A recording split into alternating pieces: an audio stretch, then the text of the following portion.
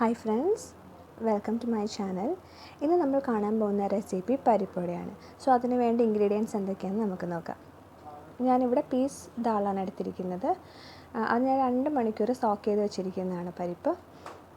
പിന്നെ ഒരു വലിയ സവാള എടുത്തിട്ടുണ്ട്, ജീരകം, പച്ചമുളക്, garam masala, ginger garlic paste, ആവശ്യത്തിന് കറി ലീവ്സ്, ആവശ്യത്തിന് ഉപ്പ്, കായപ്പൊടി, ആവശ്യത്തിന് വെളിച്ചെണ്ണ. പിന്നീട് ഞാനിത് ഗ്രൈൻഡ് ചെയ്തെടുത്തതാണ്. പീസ് ദാൽ ഞാൻ ഗ്രൈൻഡ് ചെയ്തെടുത്തതാണ്. 2 കപ്പാണ് ഞാൻ ദാൽ യൂസ് ചെയ്തിരുന്നത് ഇവിടെ. ഇതിലോട്ട് നമുക്ക് ആവശ്യമുള്ള ഇൻഗ്രീഡിയൻസ് എല്ലാം ചേർത്ത് കൊടുക്കാം. ഞാൻ ആദ്യം ചേർക്കുന്നത് ഒരു വലിയ സവാളയാണ് ഞാൻ എടുത്തിരിക്കുന്നത്.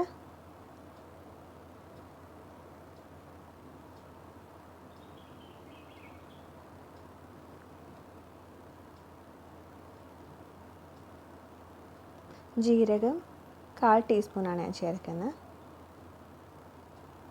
പച്ചമുളക് 5 എണ്ണം ഞാൻ ചെറുതായി അരിഞ്ഞതാണ് ചേർത്ത് കൊടുക്കുന്നത്.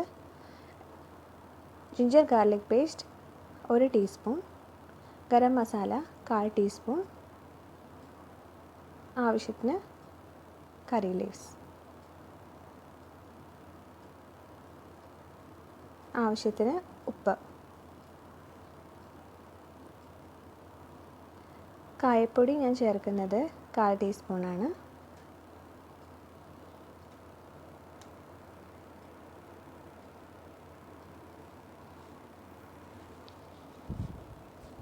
ഇനി ഇതെല്ലാം കൂടി നന്നായി മിക്സ് ചെയ്ത് വെക്കുക.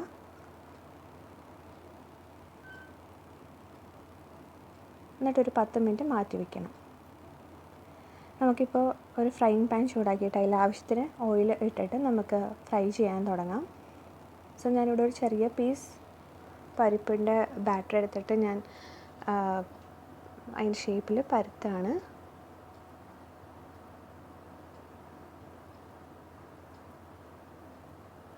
ഓക്കെ, നമുക്ക് ഇനി ഇട്ട് കൊടുക്കാം.